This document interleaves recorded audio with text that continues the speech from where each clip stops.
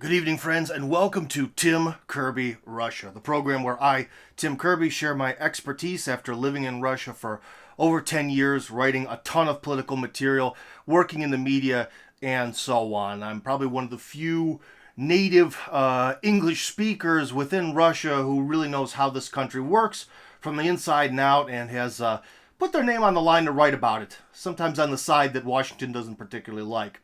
So, that's what we're about, and today's big topic is relations between Russia and continental Europe. Very important nuance. Not just Europe, continental Europe. And our guest tonight is someone who's fighting for better Russian continental European relations from within the EU itself, which is no easy task. And his name is Petr Bystron. He is a member of the EU Parliament, and he's going to give us a very open interview coming up. Very exciting interview, because I was actually a little bit nervous to interview someone who works, within these bureaucratic structures, because they can be sometimes boring. But I'll tell you what, I think this guy, he has had a rough time trying to do his job, and he does not care anymore. So he's going to get real open with his answers. You're going to get a very candid, honest interview from a politician within the EU. It's going to be very exciting. That's coming up later. But for now, let's talk a little bit about the history of Russian and continental European relations to try to understand why things are the way they are, why they're so bad, and why they really shouldn't be, especially in the interests of continental Europe itself. All right, let's roll the clock back some 200 years ago. There's this guy, his name is Napoleon. He took shattered France after their revolution, picked up the pieces, added a lot of passion and zeal into it, and basically reforged a new empire that swept all over Europe. I mean, if you look at a map of Napoleon's France and compare it to a map of the EU, they're pretty similar in a lot of ways, especially when you add in all these sort of client states, vassals, and submissive territories to Napoleon. He really more or less was able to take pretty much the continent of Europe and put it all in one big bag. And what did he do? He attacked Russia. Now, it's debatable what the motivation was. Some people might say it was the final feather in his cap to truly take over all of Europe, or Russia would stand as the final serious competitor that has a land border with him. That's a very debatable topic. But the fact is that there was the rise of a great continental European empire. The first thing they did was attack Russia. They lost in that attack. That effort was in vain. Napoleon marched with his tail between his legs back to France. However, later he was able to sort of put together the pieces. And then what happened? Waterloo. And who won at Waterloo? The British. Outsiders who weren't even involved directly in that big war for the European continent. Okay, so that happened. All right, time marches on again. We get to about World War II, and we have a new powerful, passion-filled land empire of Nazi Germany that was trying to, again, take over all of Europe. And if you look at all of when you combine their allies with them, basically vassals, if you're looking at your Romania, Bulgaria, Hungary, Czech Republic, as we would call it today, all of these little states that were sided with Germany, and a broken France, which sort of had no choice to, and Italy, you essentially get, again, this same type of map where you have almost all of Europe, continental Europe, united as one big mass. And what does this passionary mass decide to do? They need Lebensraum, and they go attack the Russians to take it, and it doesn't work. Now, one important thing to remember is that no matter how you personally feel about World War II or the role that your country played in it, you cannot deny the fact that the overwhelming death and destruction toll was what Russians call the Great Patriotic War between Nazi Germany and the Soviet Union. That was where the real fighting was. That was the real deciding factor in World War II, purely based on casualties and the amount of things that were destroyed. Now, this war certainly didn't benefit the Soviet Union that much. The Soviet Union did come out on the Allied winning side and got to later create a Warsaw Pact after NATO. But whoop-de-doo, they got Poland, and America basically got the whole Western world. Well, I'm getting ahead of myself. So the thing is, we have to remember is that the ultimate result of World War II was, again, this continental empire attacks Russia. Russia becomes severely damaged. This continental empire of Nazi Germany is utterly destroyed forever. They are divided, and the real winner would be who? Probably the United States, because if we remember the 1950s, things were good for America. Right after World War II, I believe 53% of the global economy was America. The majority of everything became America because all of America's competitors shot themselves in the foot, right? So again, we have this rise of a continental empire, which attacked Russia, and that turned out to be a massive, massive disaster. And that's what people in Russia are very worried is going to be happening right now. That again, they're sort of rallying this cause that Russians are the bad guys, that Europe needs to do something about this. So far, Europeans of the 21st century are nothing in terms of bravery like Europeans of previous centuries, but that's one thing that Russians are very, very concerned about.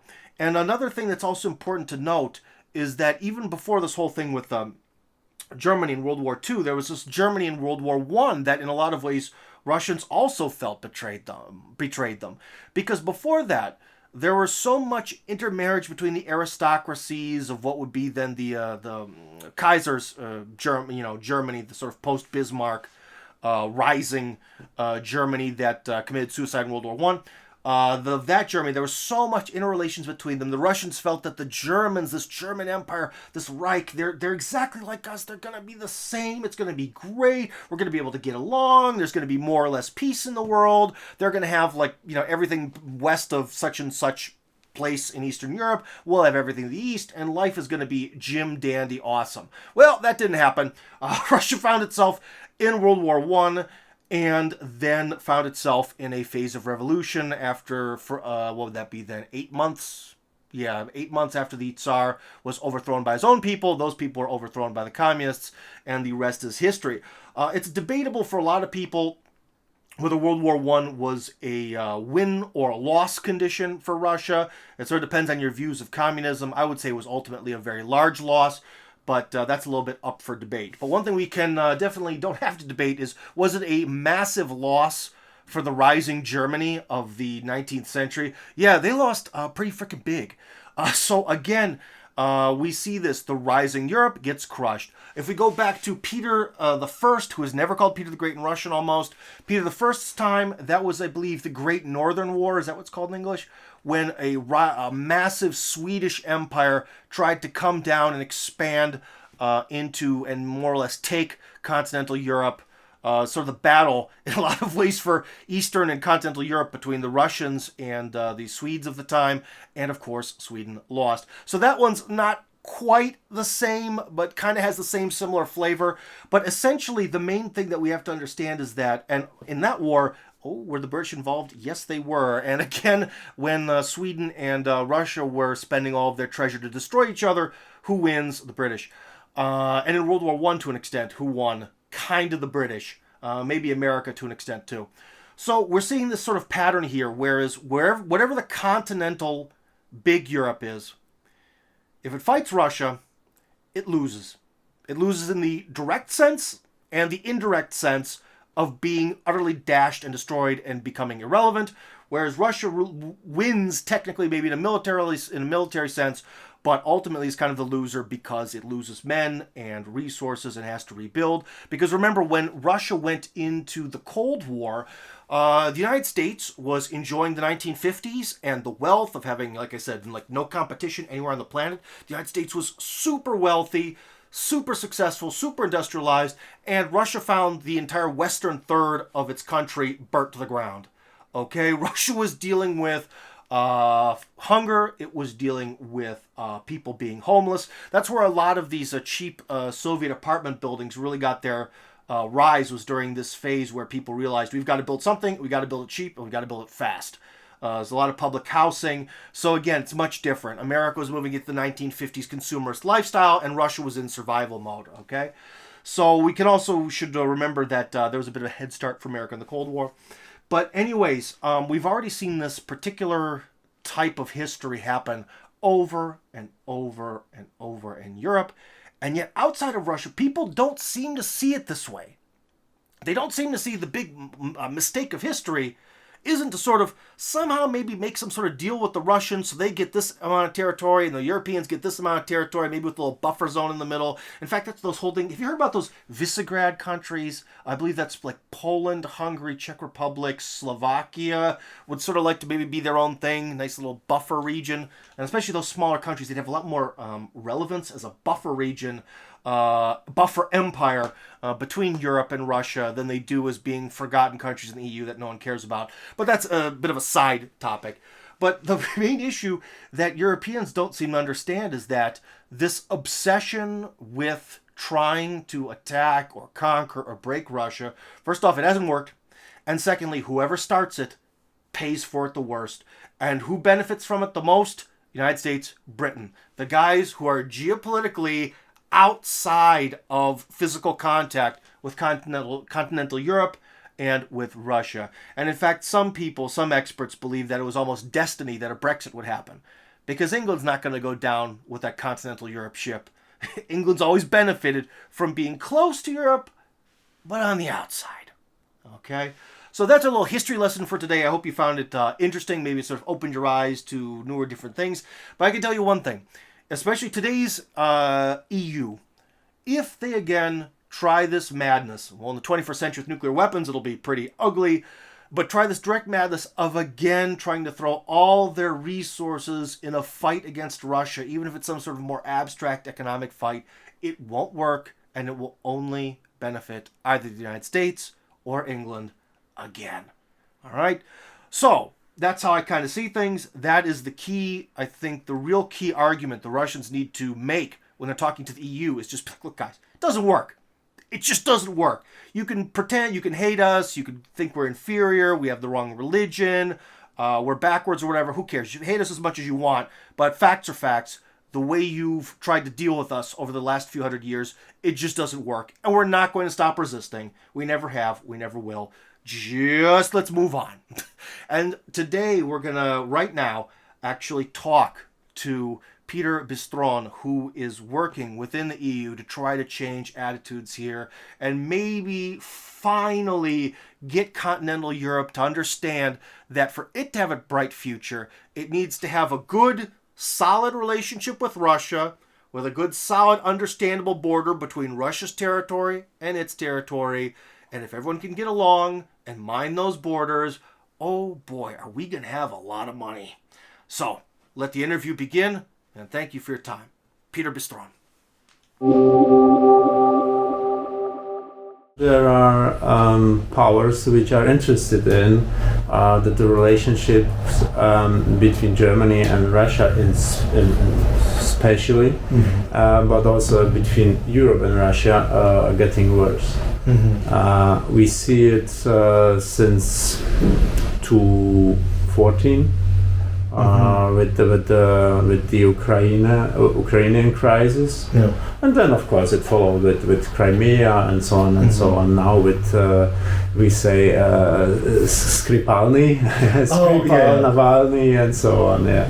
Well, see, it's interesting because you kind of say that with a smile. You almost have it. You almost acknowledge that this whole situation with Navalny and Skripal is kind of silly.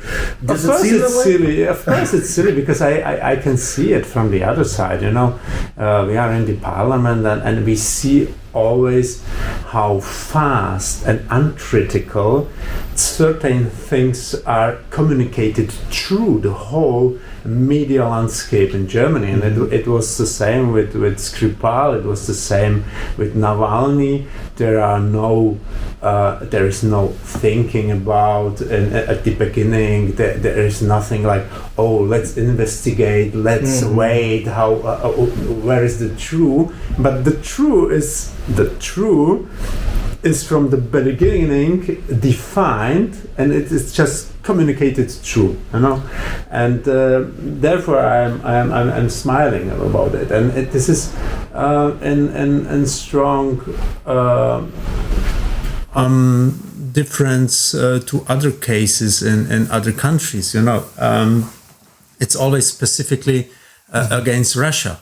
Yeah. But see what happened with Mr. Khashoggi in the embassy, Yeah. So your colleagues in Germany, then we'll call them colleagues, depending whether you see them as colleagues or enemies, that's up to you. But the people who are with you sort of in the German government, right, who don't like Russia, is it a matter that they have this sort of deep-seated fear or dislike of Russia, that every bit of news from Russia, they believe it? Or are they just sort of typical bureaucrats where they get a piece of paper that says that Putin poisoned Navalny, this is bad, I have to believe this because I got the piece of paper that says it's bad. So are they just mindless bureaucrats, or is it something personal?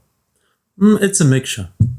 For really a long period of time, the Soviet Union was really the enemy. It was the empire of the evil. But then in the 90s, it turned around completely, and you can follow it even in the Hollywood movies. It was a period of time when Russian policemen side by side with the US policemen, they were working together in New York and so on. Red heat. Okay.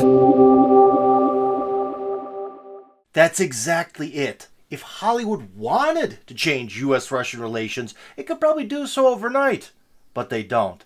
But the thing that's strange is that you'd think the Russians would want to do something. You'd think they'd make a couple nice buddy cop movies to help smooth things out.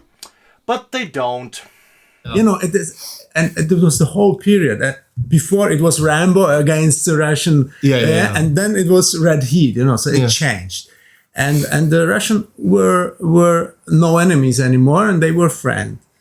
And now it's slowly coming back to Rambo, and it's docking on the synapses in the people's brains. Now the people are triggering the same pictures of the evil Russia. So this is the psychological background. And what you ask, of course there are people, there are even politicians who are doing it per purpose. They don't they are not interested on good relations to Russia. And what surprised me a lot, there are German politicians who are saying we are against Nord Stream, for example. And this is totally U.S. position. I don't blame the USA. If the USA say our geopolitical, our strategical targets are that we don't want the cooperation between Russia and Germany, that's fine. This is, they say it frankly, they do it. Well, it's honest. This is their position. But what I don't understand, when German politicians say this, because it's not good for Germany. Friends, there can be a very fine line between the actions of an ally and a vassal state. But I think Germany belongs to the latter category in terms of Washington. Well, one thing about defying Washington, then, is we can sit here and talk about that, and we can maybe get into these ideas that there's sort of conspiracy theories, that it's really Washington pulling all the strings. But then how does your party get seats? Because you guys try to fight these mystery forces. Yeah, well, this is a good question I'm asking every day myself. And it was a very special situation in 2013 when I would say the system allowed an unknown Professor Lucke to enter during a period of 5 or 6 weeks every big TV show in German television, a political TV show, and get an audience of 5, 6, 7 million and spread his news. And in this period of time, and those 5, 6 weeks, 17,000 people entered a party which didn't exist. It was just an idea. This Professor Lucke, he said, I have a party. There was nothing, And 17,500 people entered and said, yeah, I identify myself with content, with ideas this guy is saying on television, on public television. So, and there we were. in this party, and they let us to run for elections. We did quite well. We become the most successful party in the post-war history. We entered every parliament we have in Germany, in each state, in the Bundestag, in the European Parliament. And around 2016, there were public polls which said, well, 35% of the population, of the German population, could imagine to vote for this party. And with 36% in Germany, you can get chancellor. Angela Merkel doesn't have more. So, and from this point, exactly. Okay. Yeah. So Gotcha. you said everything. From that point, the game changed. Yeah, that's it. When you actually start to experience real in-your-face repression, that's when you know you're a threat. Oh, and by the way, I've been banned from Facebook and Instagram. Just saying, not connected to anything. When we talk about this whole Nord Stream and energy deals between Europe and Moscow, it's always through Germany. People always talk about Berlin and Moscow having this deal. But, it snows in Hungary. It snows in the Czech Republic. Why is it such a big thing between sending gas between Moscow to Berlin?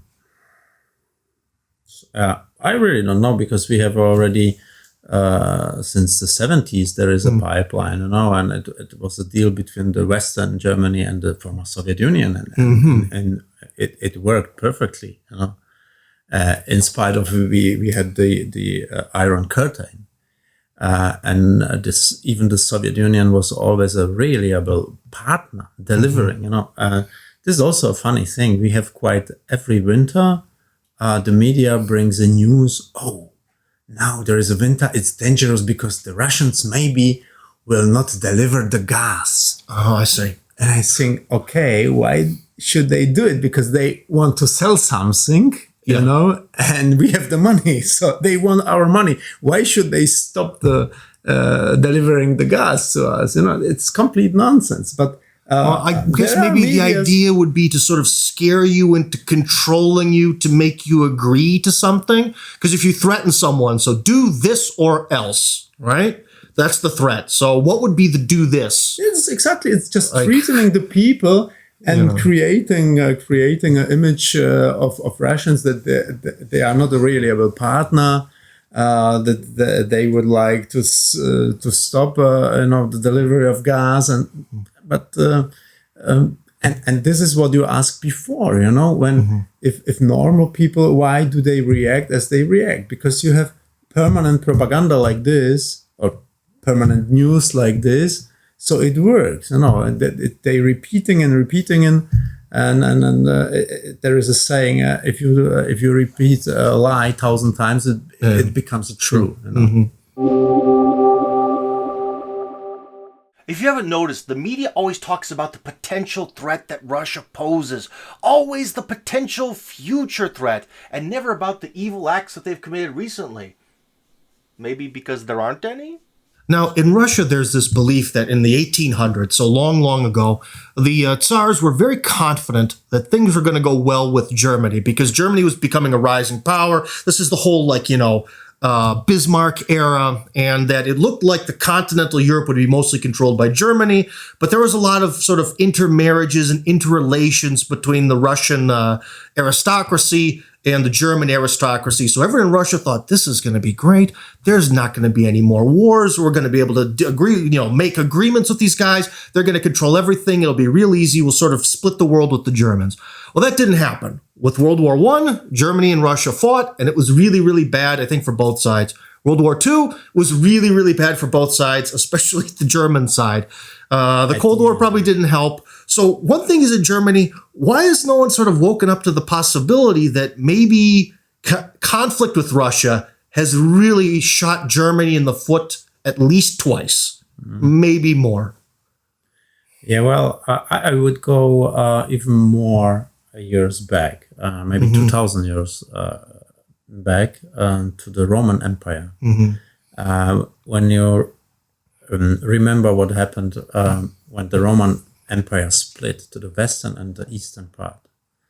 from the west, the western part developed to the Holy Roman Empire of the German nation, and the eastern, the Byzance, you know, Byzantium, yeah. yeah, Byzantinia.